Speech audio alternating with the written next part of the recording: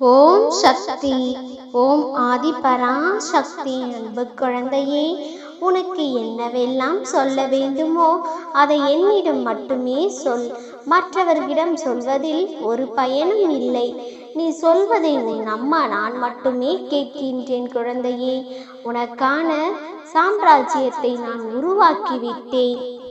அனைத்தும் உன் வாழ்வில் வெகு விரைவில் கிடைக்கப் போகிறது. நீ வானத்தில் மின்னும் நட்சத்திரமாய் ஜொலிக்கப் போகின்றாய். உனக்காக நான் உன்னிடத்திலும் உன் வாழ்க்கையில் அனைத்தும் உன் வாழ்வில் வெகு விரைவில் கிடைக்கப் போகிறது.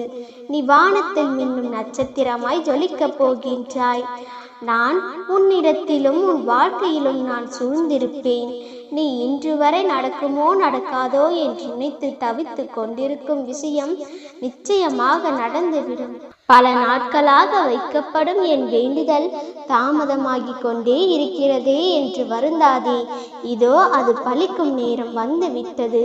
பொறுமையாகவும் நம்பிக்கையுடனும் இரு தங்கமே. பொறுமையாக இருப்பது அடிமையாக இருப்பது அல்ல, அமைதியாகவும் இருப்பது அல்ல. விருப்பத்திற்கு மாறான விஷயங்களை எதிர்கொள்ள நேரிடும்போது அதை சகித்து கொள்கின்றது தான். அதற்குத்தான் பொறுமை என்று பெயர். என்ன நடந்தாலும் நான் பொறுமையாக இருந்து அம்மாவிடம் முறையிடுவேன் என்று சொல்லிக்கொள். இது உன் மனதை வலிமையாக்கி சகலத்தையும் கொண்டு வந்து சேர்க்கும். தன்னம்பிக்கை வளர 2 விஷயங்கள் தேவை. தைரியம் முதலாவது. இதை கடைபிடித்தால் எந்த வேலையும் சுலபமாக முடியும். அஞ்சாமை வாழ்வு, அச்சம் மரணம் என்பதை நீ அறிய மாட்டாயா? துணிவே வாழ்வின் துணை என்பது உனக்கு தெரியாதா? ஆகவே நீ முதலில் தைரியத்தை வளர்த்துக்கொள். அது கடவுளை உனக்குள் அழைத்து வந்து அமர வைக்கும். அடுத்த சுயநிலம் இல்லை என்றால் எந்த ஒன்றும் இன்பமாக தெரியும். சுமையும் துக்கமும் உன்னை நெருங்காது. தீமை வந்தால் அதை நம்மை பக்குவப்படுத்த வந்தது என்று அதை ஏற்று தீர்க்கும் முயற்சியில் பக்குவப்படுத்தி கொள்ளும். தோல்வி தோல்வி என்று நினைத்து கொண்டு காலத்தை கடத்தாதே.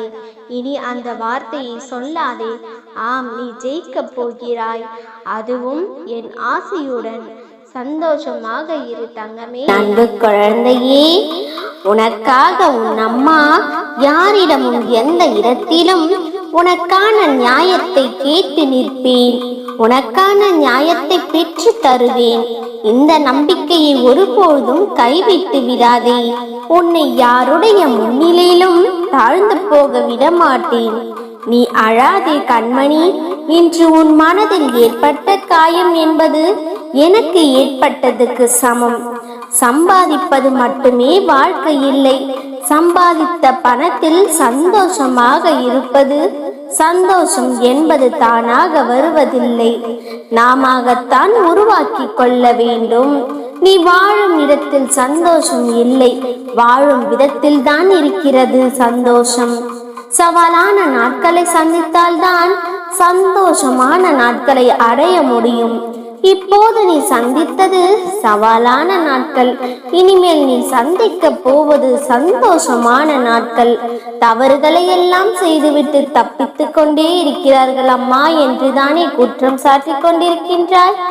என் கண்மணியே, தவறு செய்தவர்கள் எப்பொழுதும் தப்பிக்க முடியாது. மனிதர்களிடம் இருந்தும் சூழ்நிலைகளிலிருந்தும் சில சமயம் கடவுளிலிருந்தும் தப்பிக்கலாம். ஆனால் அவர்களின் கர்மாவிலிருந்து தப்பிக்க இயலாது. கர்மா தான் ஒவ்வொரு மனிதனையும் ஒவ்வொரு நொடியும் கண்காணித்து கொண்டே இருக்கின்றது. அம்மா, எந்த தவறும் செய்யாமல் நான் தான் கர்மா என்று அனுபவித்துக் கொண்டிருக்கின்றேன். தவறு செய்பவர்கள் நன்றாகத்தானே இருக்கிறார்கள் என்று வருந்துகிறாய். பெரிய குற்றங்களுக்கு தண்டனை பொறுத்துதானே கொடுக்கப்படும். அதனால் இதை பற்றி கவலைப்பட்டு கொண்டிருக்காதே. அவர்களை அம்மா பார்த்து கொள்வார் என்று என்னிடம் விட்டுவிடு. நீதியும் நியாயமும் ஒருபோதும் தோற்காது. அநீதி இழைக்கப்பட்ட இடத்தில் நான் வந்து நிற்பேன். உனக்கான நியாயத்தை நான் பெற்று தருவேன். ஒன்றை மட்டும் மனதிற்கு வைத்துக்கொள். அநியாயமும் அநீதியும் என்றைக்கும் ஜெயிக்காது. உனக்கு நம்பிக்கை துரோகம் செய்தவர்கள் காலம் சென்றாலும் அதர்மத்திற்கு தண்டனை கிடைக்காமல் போகாது, தர்மத்திற்கு வெற்றி கிடைக்காமல் போகாது. தர்மத்தின் வாழ்வுதனை சூதுக்கவும், ஆனால் தர்மம் மறுபடியும் வெல்லும். இந்த வாக்கு ஒருபோதும் பொய்க்காது.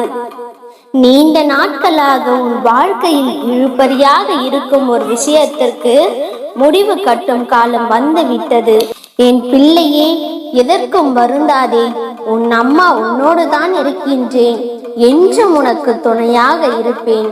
ஒருபோதும் உன்னை கைவிட்டு விட மாட்டேன் என்று நம்பிக்கை கொள்.